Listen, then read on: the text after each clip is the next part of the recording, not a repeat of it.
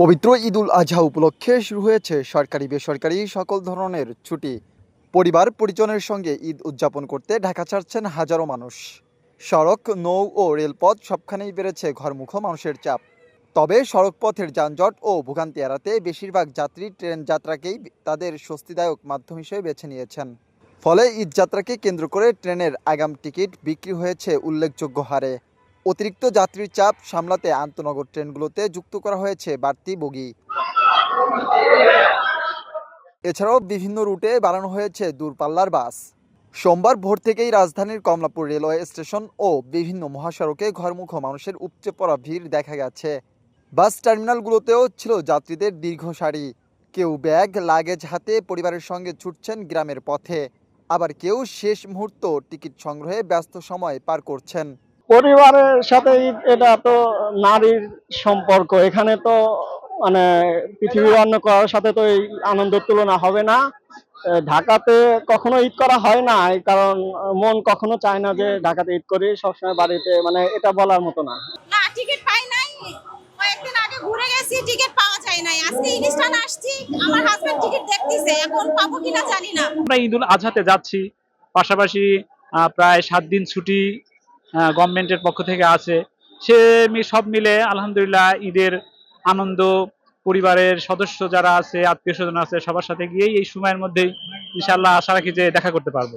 সড়ক পথে আমরা আসলে আজকে যাচ্ছি বাধ্য হয়ে, আমরা ট্রেন ছাড়া সড়ক পথে যাতায়াত করি না, তো এটা আমাদের কাছে সেফ মনে হয় না।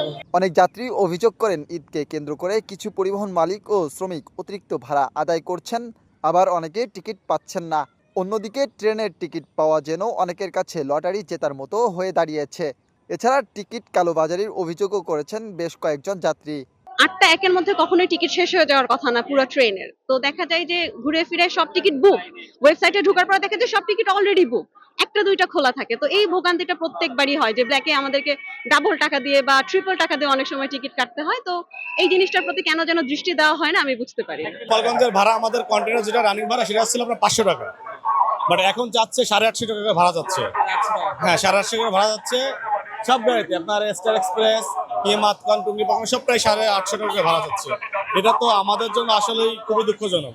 টিকিট পাই নাই, আমি সব কাউন্টারে ঘুরছি সকাল থেকে, এখন এই পর্যন্ত কোনো টিকিট পাইনি। ওরা বলতেছে পুরো দিনে কোনো সিট নাই, খালি নাই, গাড়ি নেই, এগুলো বলতেছে। টিকিট আমি কেটেছি অনলাইনের মাধ্যমে, যদি অনলাইনে পাওয়াটা মানে একেবারে লটারির মতো, ভাগ্যের মতো আর কি, ভাগ্যের বিষয়। হ্যাঁ, তো সামহাও আর কি পেয়েছি আর কি। ঘরমুখো মানুষেরা জানান, একদিকে অতিরিক্ত ভিড়, অন্যদিকে তীব্র গরম, দুই মিলিয়ে ভোগান্তি বেড়ে যায় কয়েক গুণ। তবে বেশ কয়েকদিনের বৃষ্টিপাতে কিছুটা স্বস্তি ফিরে আসে যাত্রীদের মধ্যে। অনেকেই বলছেন কষ্টের মধ্যেও পরিবারের কাছে ঈদ করতে ফিরতে পারছেন। এই আনন্দই অনেকের মুখে ফুটিয়ে তুলেছে স্বস্তির হাসি। আসলে যে কষ্ট করে যাচ্ছি জার্নিতে, হ্যাঁ, তো যখন পরিবারের সঙ্গে মিট করব তখন কিন্তু এসব কষ্টগুলো আর কষ্ট থাকবে না। আমরা সারা এখানে সবাই চাকরিজীবী, বাড়িতে গিয়ে পরিবারের সাথে ঈদ করা, এটা আসলে মজা। এটা কখনো কষ্ট না, এটা আনন্দ।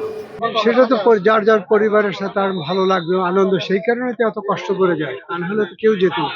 তবে সবার ঈদযাত্রা আনন্দের ছিল না। ছুটি না পাওয়ায় বাবাকে রাজধানীতে রেখেই গ্রামের বাড়িতে যেতে হয়েছে অনেক পরিবারকে। কমলাপুর রেলওয়ে স্টেশনের সন্তানদের কান্নায় আবেগঘন পরিবেশের সৃষ্টি হয়। বাবাকে জড়িয়ে ধরে বারবার কাঁদতে দেখা যায় ছোট্ট শিশুদের।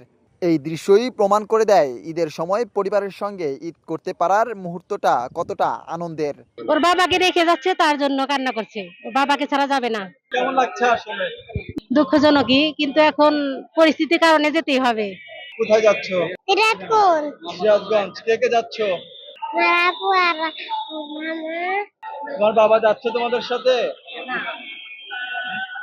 আমি যাচ্ছি না, ফ্যামিলি যাচ্ছে সিরাজগঞ্জ, মনসুর আলী। হ্যাঁ, বাচ্চারা খুব কান্নাকাটি করতেছে যে বাবার সাথে, বাবা যাচ্ছে না কেন। ঈদের ছুটি নাই, যে কারণে এরা ফ্যামিলি পাঠাই দিতেছি আর কি সিরাজগঞ্জ।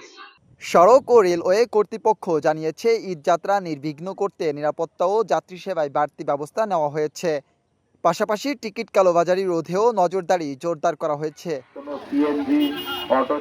Faizul Faisal, hello Bangla news.